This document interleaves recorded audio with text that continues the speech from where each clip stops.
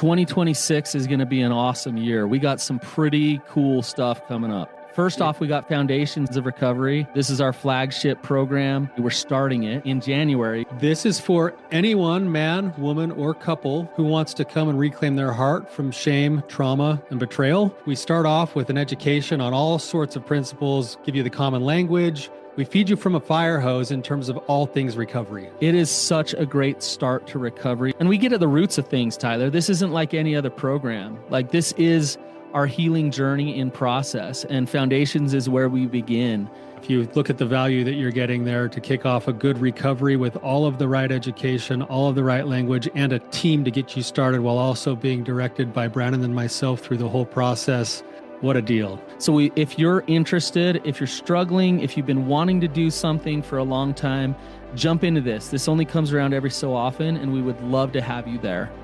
Click the link in the description to sign up for it. And to make it even sweeter, we're also including a raffle for a free pass to the Radiant Dawn retreat. Anyone who signs up for Foundations will be added to the raffle for that free Radiant Dawn pass. If you're a man and you sign up for Foundations, your name still gets entered, and you can give that pass away if you win it to any woman that you want to. So what you're saying, Tyler, is if you sign up and participate in Foundations, you could possibly go to Radiant Dawn for free? That's exactly what I'm saying, which is crazy because Foundations by itself is already an insane value. Man, I sound so salesy.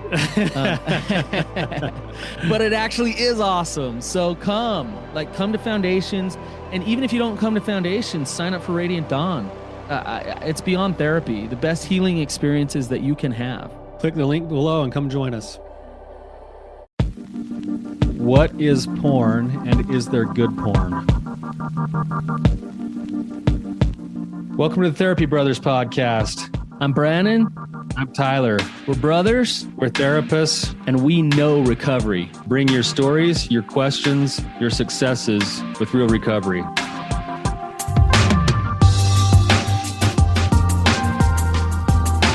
Hey, Tyler, you ready to have some hard conversations? Let's do it. Let the Therapy Brothers podcast begin. What's up, Tyler? What's going on, Brannon? Not much. I've just been thinking about all the memories of the past family reunions we've had. Like, we've had some good ones, man. There's been a lot of family reunions, man. Give me one of your favorite memories.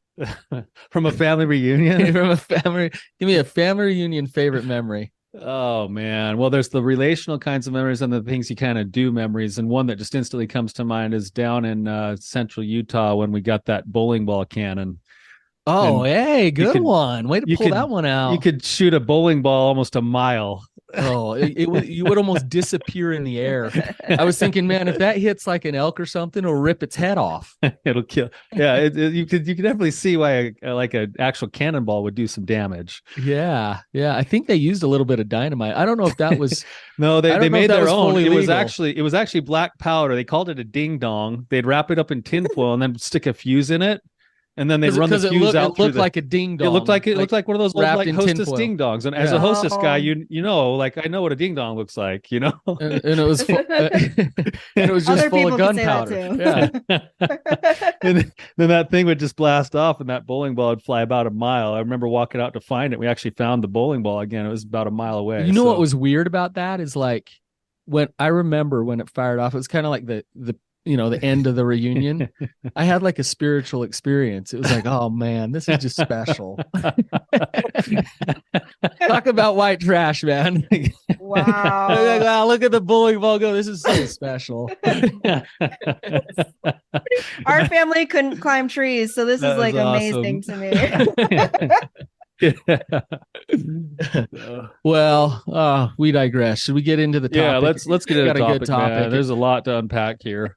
We got I'll let the guests introduce themselves since they're like special guests to us. So go ahead, guys. Tell us why you're here, who you are, what's going on. Yeah, so what's up, guys? My name's Chase and this is Chelsea. Hi, I'm Chelsea. And we are a married couple. And we actually work pretty closely with B and Ty on a regular basis. So this feels weird to be this formal, honestly. Have you been on the show before, Chase? This is your first time. No, but I've done so many Zoom meetings with you guys that it feels like we're just having a Zoom meeting, and it's weird to be recording it. Yeah. Yeah. But yeah. Yeah. So, as far as, other background, Tyler's my brother-in-law. And also my brother-in-law. Oh yeah, technically, yeah, that's true. And so B is my brother-in-law's brother, and I have to tell people that brother way too from often. another mother, though. Yeah, that's right. Yes. I remember when you let me crash at your place in Hawaii. That was a real good time. That's right. A lot of star fruit. Yeah, that was a lot of fun. star fruit going through my system. Yes. At that time, but yeah. So I guess a little bit about us. We're both going to school to become therapists, and both have been in this journey of addiction recovery from porn. And is there anything else for our backgrounds that would be helpful? Chelsea was on a couple months ago. Yeah, a couple months ago. Yeah. Actually, before we go any further, I thought it would be kind of cool to give a quick update on some of the things that, at the end of that episode, she gave a shout out to a support group that she was trying to start, because it's hard to find a support group for women kind of dealing with these kind of things. And she's had a handful of people reach out to her, and we have a solid group. It's nice. Really cool seeing. Yeah, there's about 5 of us. One's from the UK. Yeah, one's from the UK. She was there already, and some other people have joined, and it's just been really cool to start growing a good friendship, keeping it That's super awesome, cash. Chelsea. Yeah. Nice job. Yeah. And there's this girl, actually, if you don't mind me asking, there's a girl that reached out after that episode, but she's 15. She didn't know where to go for resources. And because she is, not an adult, I wasn't sure if you guys have any tips for her, for a 15-year-old going through issues with pornography, and what you'd recommend for her. I don't know if Tyler, but I have some good therapists I could recommend for her that would fit really well. Absolutely. Cool. Awesome. Yeah. So good deal.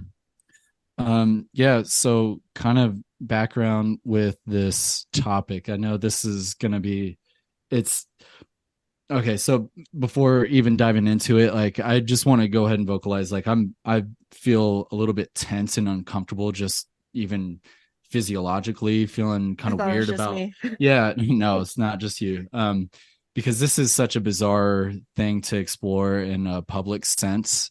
It's this, while it is just the 4 of us here, imagining that other people are going to be wondering about the way that it's framed, or some of the experiences shared, and I do want to also say that I'm probably going to be a little bit more on the explicit side, not just haphazard with it, but I do want to use correct terminology when I'm describing things, and it seems like it'll be relevant, so that's almost like a trigger warning, if anything. But yeah, do you have anything you want to add? I think just kind of zooming out from this discussion, is my hopes in this discussion is bringing about a greater sense of connection to humanity, that no one's alone in this. We all have questions, and I think it's so good to be vulnerable and ask those questions, so that we don't just keep ourselves in the dark. So that's all I have to add. Yeah.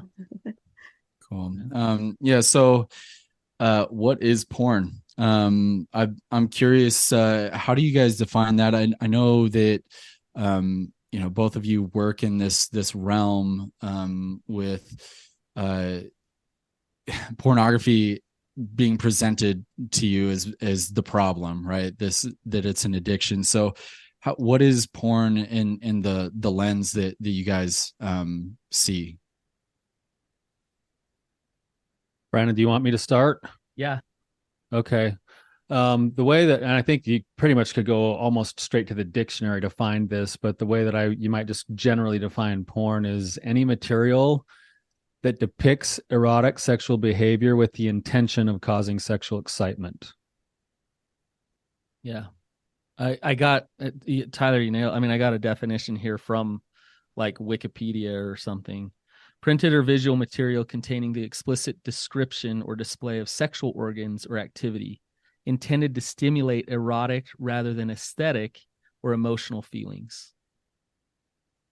Okay, cool. Yeah.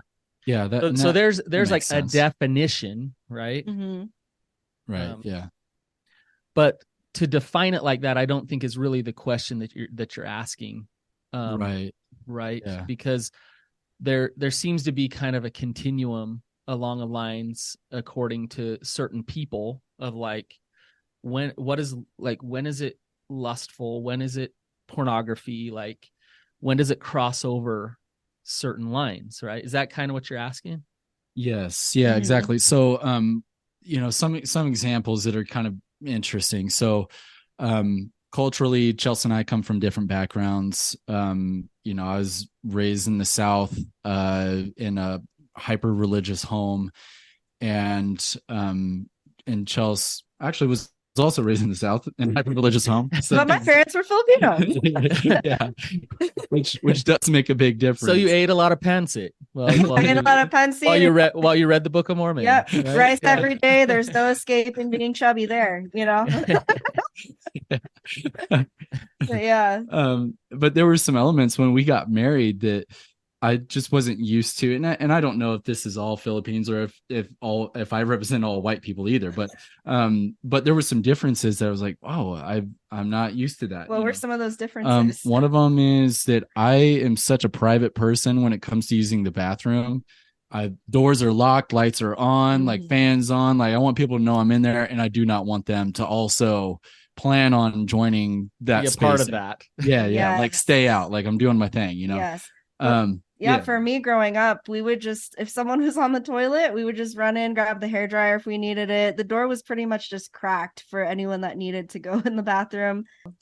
Right. And then kind of that perpetuated into our, also we're going to have probably little visitors throughout the experience. Hopefully this won't be too distracting, but we've got with kids, actually, this is totally pertinent. Good timing.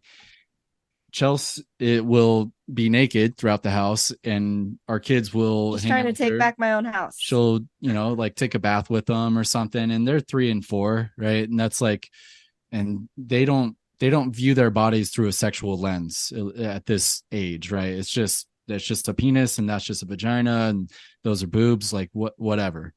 And for me, like, I am usually shielded. Like I see Rhea walk in the room and I'm putting my underwear on or something. I'm like, ooh, got to get this on fast. I would hate for her to see my penis. And I think there's even like underneath that, like some elements, like I can think of one time that I've seen my dad naked. And it was actually when I was getting baptized, like he was changing out of his wet clothes, and was it before or after the baptism though? It was after. Yeah.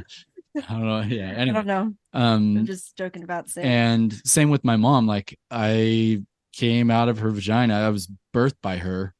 I can't remember ever once seeing, any part of her body that would be a sexual organ. And so, to me, that's, and I wrote this down because this is, I thought, kind of an interesting thing. I am disgusted, like just at the thought of my parents having sex, right? That's like kind of ubiquitous. Like, oh, your mom and dad did it to have you. And you're like, oh, hey, dude. Now you're making us all feel uncomfortable because we're thinking of our parents doing this. Exactly. And like, those are your origins, right? Like you be were a little strong sperm. We don't need to go into details here. Right. I don't need to go into too much, but at the same time, like, it is ironic to me, or even paradoxical, that the way that I began, I'm like, I do not want to have that in my mind. I'm disgusted. Not even like like how to phrase it, like it's something that I don't look at just objectively, right? Like just, yeah, that's just how it happened. I'm like, I'm grossed out. I'm horrified by it. And and same with the idea of seeing my parents like naked or anything like that grosses me out. And at the same time, they're just regular human bodies having a full life experience. And I think this kind of plays, one of the questions that I have is, there's other countries that are a lot more open to public nudity, right? Mm-hmm. So yeah, I mean, I think about France even and just the media commercials. A friend that I interned with, she was saying that in their soap commercials, they just have women like taking a shower as part of the soap commercial that shows like more of their body, and it's normal. It's in like daytime TV. she's from Belgium. She's from Right? Belgium, yeah. And hopefully I'm not jumping the gun, babe, but it is that discussion of like what is porn? Yeah. Like, yeah, because I mean, what's the difference? you think about it, like if I see a boob, does that mean that it's a sexual experience? Is it that it's trying to be erotic? Like in that situation, it could actually be that they're just trying to say, yeah, this is body, this is how you scrub a boob. I'm not saying, I don't know the intent of how they were marketing that or staging that, but at the same time, it's like, cover up the body as much as possible just in case somebody might be triggered in a sexual sense.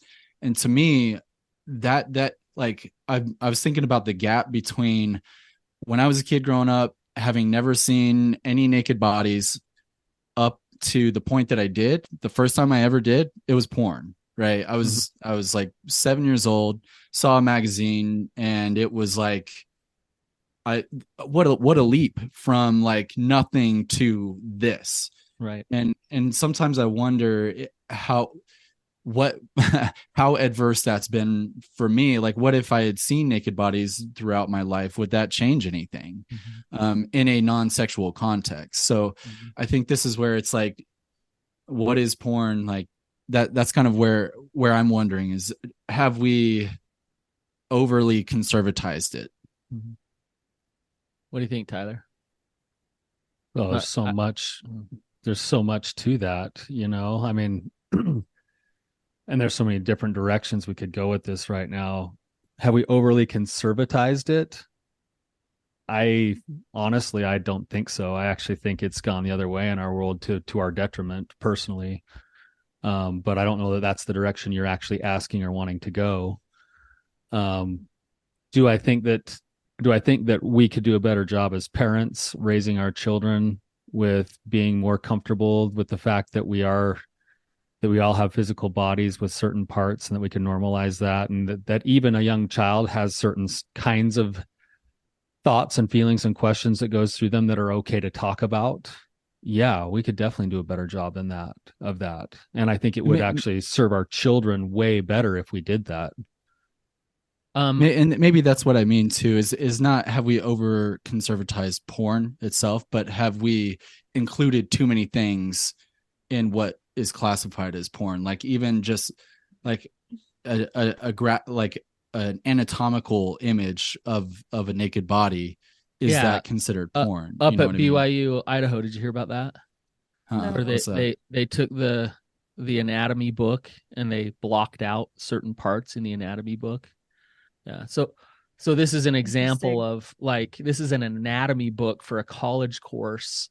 We're blocking certain things out. I think about when I moved to the Philippines as a 19-year-old, and women were breastfeeding on like sitting out on their front porch and breastfeeding, or I'm teaching a lesson in their house and they'd pull their boobs out and start feeding, and like, to me, it was like you, Chase, like, whoa, like boobs, like this. Yeah, they're breastfeeding, what is normal? I think you're kind of getting into what is normal sexual development. A woman breastfeeding in front of me, that's not pornography. And I think if we call that pornography, we do a disservice to her. And also it's problematic inside of me because I've been living in some extreme. Right. And so the soap commercial is an interesting example, because if you come back to the definition of pornography, intended to stimulate erotic rather than aesthetic or emotional feelings. So they're talking about the intention of the marketer who made that commercial. What they're not taking into account is the viewer. So if I'm viewing that from a certain experience, I might have erotic arousal from that commercial. I might not. because maybe the intention was just aesthetic and whatever, right? So what then makes it pornography? Well, Brannon, it sounds like it's a two-sided coin with the intention of the one producing and the intention of the one consuming. Yeah, right. But the definition's saying it's all about the one producing, right? It's saying, well, yeah, it's produced with the intention of eliciting that kind of but that definition could also be applied to the person who's pursuing it, right? Like if you're the one who, like, there's a lot of people who get sexually stimulated by going and looking at videos of people breastfeeding, right? Right. That the person pursuing it is just as on the hook for what they're trying to elicit as the person producing it. It's a two-sided street. That's what you're saying. Right. So are they and this is an interesting discussion. So are they taking an image that maybe wasn't intended as pornography at all, but turning it into pornography? Is that what you're saying? I'm saying that's, according to that definition, that's a possibility. And it also, if that's true, that also still fits within the realm of this idea of addiction, recovery, or whatever, that we're pursuing a progressive victory over lust, right? So if there's something that I'm pursuing that is actually producing that sexual response for me, but to my detriment in other ways, to where my life's becoming unmanageable, even though it's not pornography by the world standards, it's something that I should have a progressive victory over, because it's not going to lead me to places in my life that I want to end up at. Right. And on the flip side, just because they throw it on the TV in Europe and it's normal doesn't mean it's not like intentionally being put out there to elicit a sexual response. Right. Just because pornography is normal in a country doesn't mean it's not pornography. Well, what is pornography? It's intended to elicit a sexual response, right? An erotic response. So, and maybe that's the commercial is probably not the best one, because that there is definitely a motive there from the company to probably utilize that aspect, right? Get viewers. But even to the point of, like, you go to a nudist beach, I don't think it's because everybody there is trying to get their rocks off. I think they're just trying to put their body in the sun. And at the same time, like, that here is something like, ooh, that's hypersexual. So I think it's almost like the view on the body as a whole. Like, is it a good thing? Like, where are the lines, like the literal lines of what is public and what is private, and how that's influenced by culture? I think it's, maybe this will answer your question, Chase. With, Tyler, you said that we've gone too far in one direction. I think we've gone too far in both directions. And as we go too far in one direction, it pushes us to go far in the other. And that's the problem. And so when we're so black and white and so anti-sex and reject sex completely, and everything we look at is like so stimulating because we're so pent up, then yeah, there's porn everywhere. Because I can walk in a grocery store and see a girl in yoga pants and be like, oh my gosh, I can't handle this. Right. So there's a dialectic, there's a middle ground of healthy sexuality that exists, that we need to honor the healthy sexuality as much as we need to fight against sexuality that harms people and causes problems, right? Like, both of those things need to exist. Right. And the part of the reason we're bringing this up isn't just because we want to know for ourselves, as much as it is like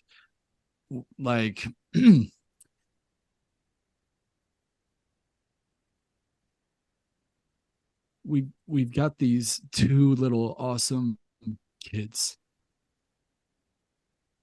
and I know that there's a better way than the way that that we were brought up, and I want to make sure that we're as aware as possible of kind of all the gotchas. Like, what is the healthiest education that we can give these kids? Because, man, it's brought a lot of pain and harm and conflict in our own lives. And that's if we can help them avoid those pitfalls, then I would love to bridge that gap, you know. And it's not that I want to encourage my kids to go look at porn or anything like that ever. I appreciate, I think, Ty, what you said about combating the battle against lust or something like that, overcoming lust. And you know, for me, that I'm kind of curious about, like, maybe this leads into something about arousal templates. I look back on how I was taught about sex, and it was through porn. It was a lot through rap music. I grew up in West Atlanta and listened to Ludacris and Outkast and Lil Wayne and all these kind of Southern rappers that they love talking about female bodies, right? And stuff like that. And so the way that I internalized that is, okay, this is what's worthy of pursuit. This is how I do it. And so it feels like I'm trying to delineate the difference between what is healthy and good that is a part of my arousal template versus what is lustful, and how do you separate those two? Is there a difference between those two? It's a great question.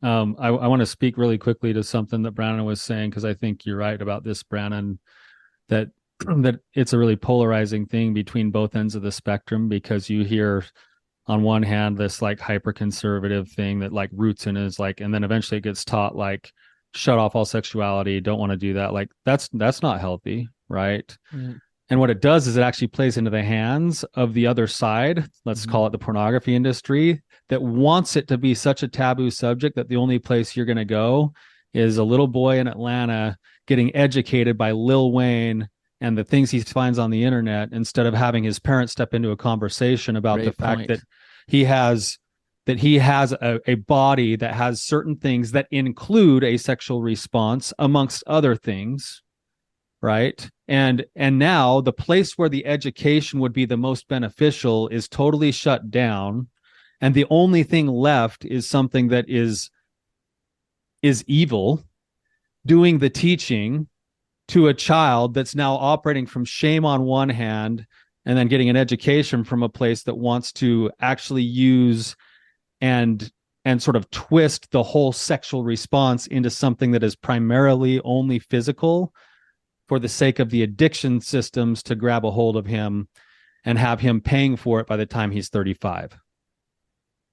Like that's the problem. So the middle ground is actually the place where it needs to happen. And so I think having that discussion about what is a sexual template, you know, and as your kids grow up, being able to have that conversation with them about their bodies, about the fact that, you know, your son has probably started playing with himself at times, right? If he's like most little boys. Yeah. Like he can't get his hands off his nuts.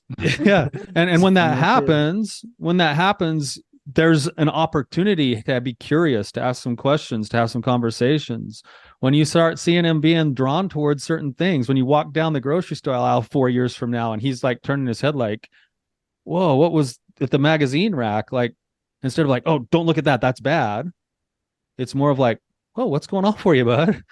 Like, oh, and I think this is the place where most of us go wrong, because we can't stand to have these conversations with our kids, is that we need to make sex about the entire being rather than just the physiological.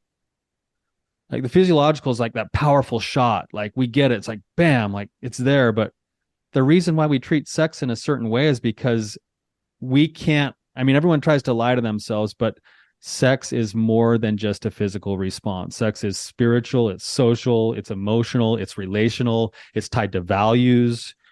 And those discussions never get had at the extremes. Mm-hmm. Yeah. It's the middle where you can have those discussions. It's sex is not what we do and don't do.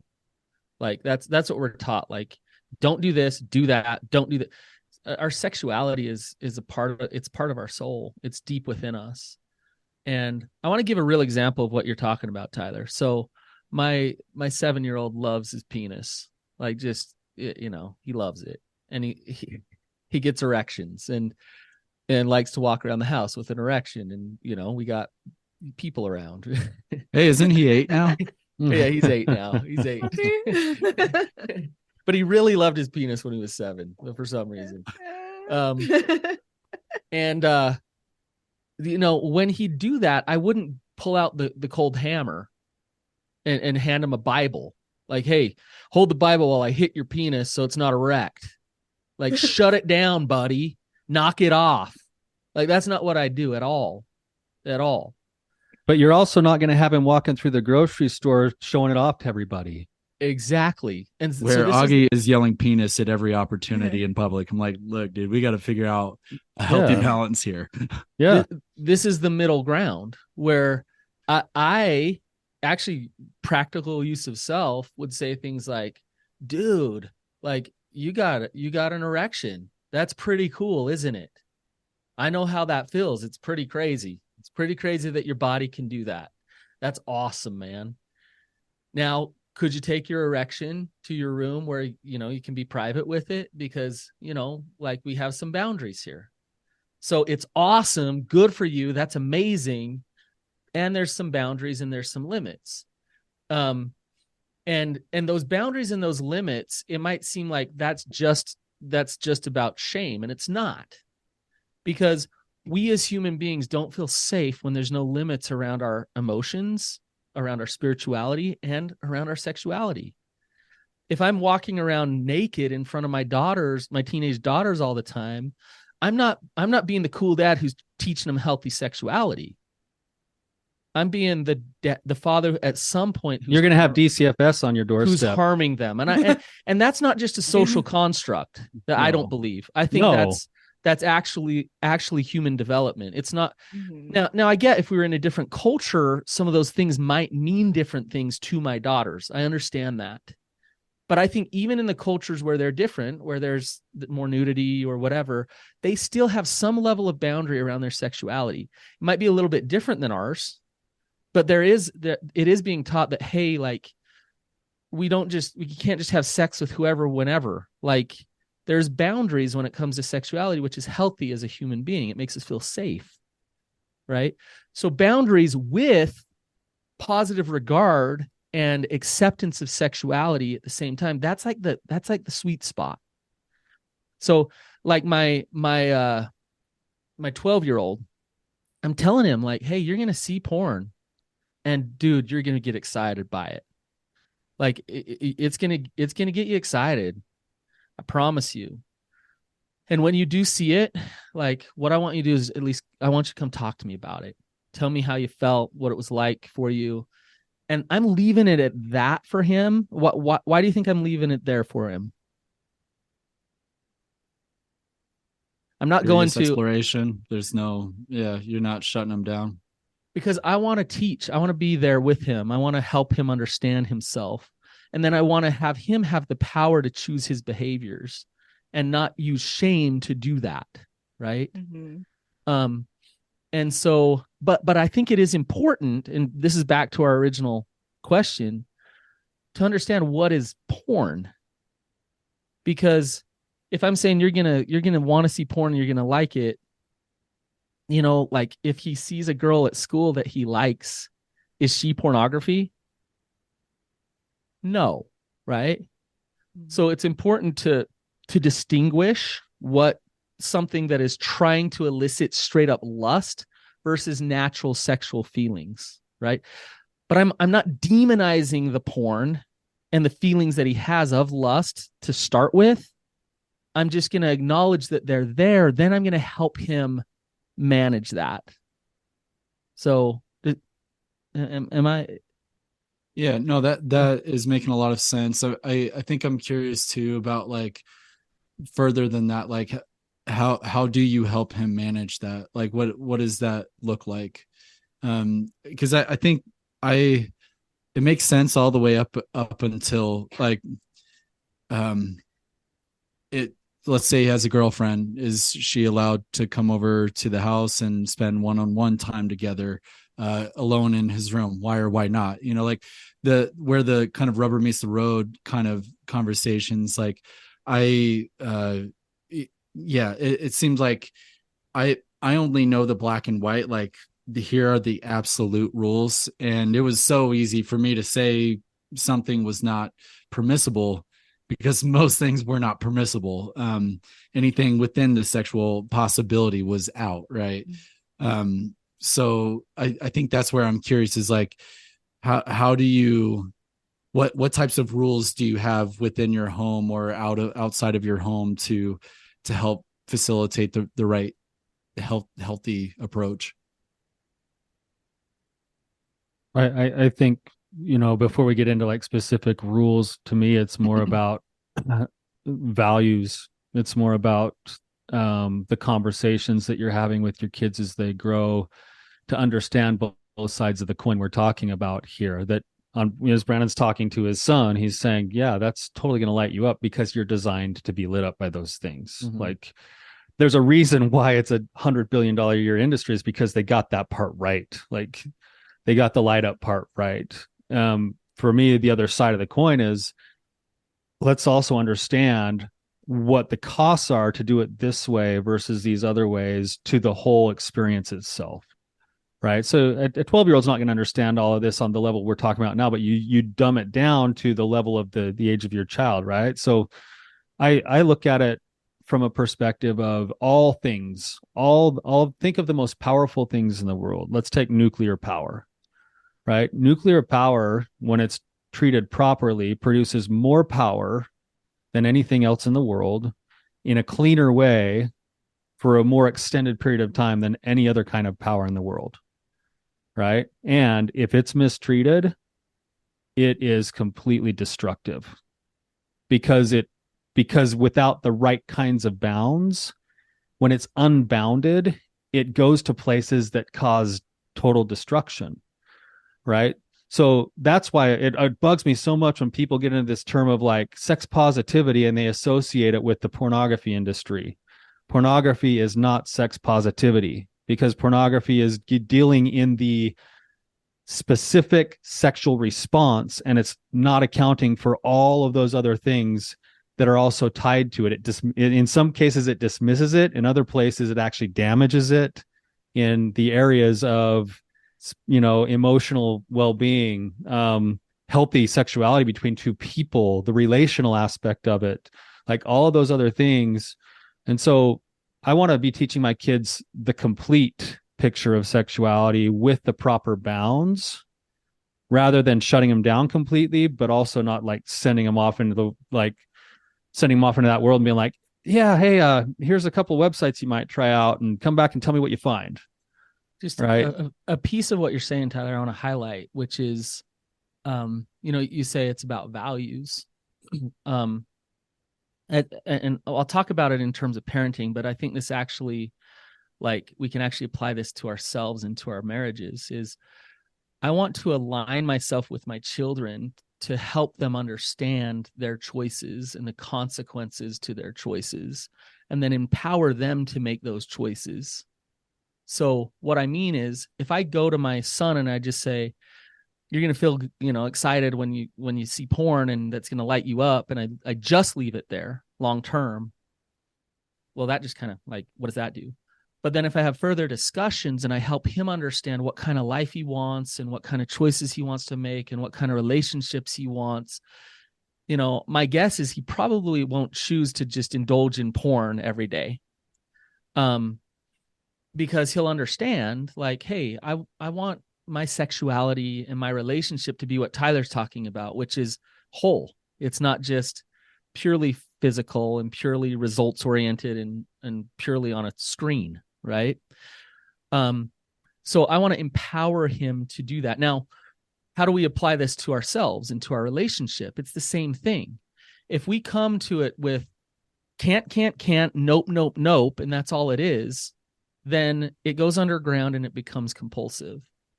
When we come to it saying, I'm going to be an open human being, I'm going to be authentic, and I'm going to make my choices as I step into them, and I'm going to understand the consequences to those choices.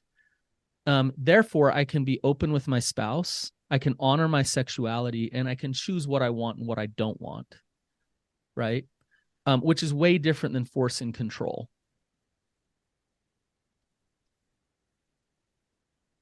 Does that make sense, Chase, to your question, or do we miss it? No, I mean, I think that's nailing it. I mean, I guess I'm imagining what these kinds of conversations will be like once we're to that stage. And I think it almost seems like what matters most is having a healthy relationship with your kid, and having just open dialogue and kind of just faith in their abilities to make decisions and to fail. Let that be okay. Listen to what you just said and apply that to yourself and apply that to your spouse. What really matters is having a healthy relationship with yourself, allowing yourself to make mistakes, to understand yourself better, and then to choose what you want, right? Having that healthy relationship with your spouse, same thing. Room to fail. And I think I'd add one more thing to what you said there is, and in the process of that, do some learning. Like failure alone isn't going to do anything unless that failure is used to do some learning. And that's the whole, I mean, if you look at it from a Christian perspective, that's the whole design of this life, is to, you get a body and you get choice. That's what you've got when you come to this world, and you get to use your choice, hopefully, to do a whole bunch of learning and eventually learn to align yourself with the will of God for you, which means being honest with yourself and coming to an understanding and knowledge of who you are and your value. And if we're teaching our kids to work towards those things, then we're doing them a service. We're acting in the same, in alignment with God. The key is that we're there to help do the teaching too. We don't just, leave them there. So, Tyler, I want to ask you, when we found porn under that tree in that park, when I don't know how old I was. Dude, I think I was probably like 11 or 12. I know, I was like 10, and we were over that park with a lot of creepy people all by ourselves. And we found a porn magazine, and it was like hardcore porn. It wasn't like, that's the first thing my first initiation was like hardcore porn. Yeah. So did we fail in that moment? Because I was 10, and I remember arousal, and right. Did we fail in that moment? Well, I mean, we were ignorant. Right. And so what you just said is important, is the teaching behind it, to have that a parent where that parent could help us navigate that. That's an actual awesome learning opportunity for us. To have that there for us. So yeah. Contrast that, Brannon. I didn't, it lit me up, and I was curious, and I was like, I couldn't understand what I was seeing, but I didn't tell anybody. And I ran home. I didn't either. And then I went back by myself when no one else was around, because I had to go try to figure out what had just gone on. Right now, contrast that with, several years ago, my daughter, I was chaperoning a camp she was at, and all of a sudden in the middle of the night, I hear her voice outside my tent. She's like, "Hey, Dad, I got to talk to you." And I'm like, "Okay, what's going on?" I thought maybe she's getting bullied or something. She's like, "I got a question." And I said, "Okay, what's your question?" She said, "What's a blowjob?" Like, and the inside of me was like, "Oh, are we going there at like 1 a.m. right now? Seriously?" Like, like, "Okay, come in here," and I sat down and I talked to her about what that was. And she looked at me with this like look on her face, like, "Well, why would I want to do that?" Well, like, and we kind of just had this talk. And then she just kind of nodded her head. She's like, "Yeah, thanks, Dad." I'm like, "Okay, well, why are you asking the question?" And she said, "Oh, because there was a conversation going on, and they were talking about these things, and I didn't understand it. And I just wanted to understand it so I could be a part of the conversation." And I was like, how awesome is it that she felt safe enough to come and talk to her dad instead of get on her phone and type in those words? Right. And how cool was it that she was able to hold that conversation and go, "Oh, okay. Doesn't sound like something I'm interested in right now at age like 13, but okay, I guess that's what people do sometimes." Like, boom, she'd go back in and finish her night off and not feel ostracized, not feel weird, not feel bad, not feel ignorant. Like, but the line of communication was open, and she knew that she could come and step into it without that, like, oh my gosh, let me go back into that cabin and line out all those kids about what they're talking about or whatever else is going on, right? It's so different than, you know, Brannon, that first day at Sugar House Park was instant secrecy. Yeah, automatic. Instant automatic secrecy. Nobody knew about that until we were adults, and then we all like, even you talking to you about it. I never even approached it with you. No. Like, yeah, but pretend that didn't happen. Like, yeah, we just hid it under a bush, and then, you know, we both went back later to try to find it. Well, you found it, apparently. Someone had thrown it away. I found it, but back. I think actually one of the other guys that we were with, I throw his name out, but I don't know if he wants to be outed. I think he went back up there and did the good boy thing, and he threw it in the river. I'll just call him Stubby, man. Stubby's the man. Those poor fish. He is the man. So yeah, I really love that story though, Ty. I love how your daughter was able to openly converse with you about those things and not keep it a secret. And this has been such a good discussion. I've had so many thoughts, but I think one of them that stands out for me now is just being like studying social work and dealing with like homeless populations, drug addictions, all these big things going on. People are asking me like, why are you wanting to focus on porn when there's so many other things going on in the world? And I think with what we've talked about, it's this idea of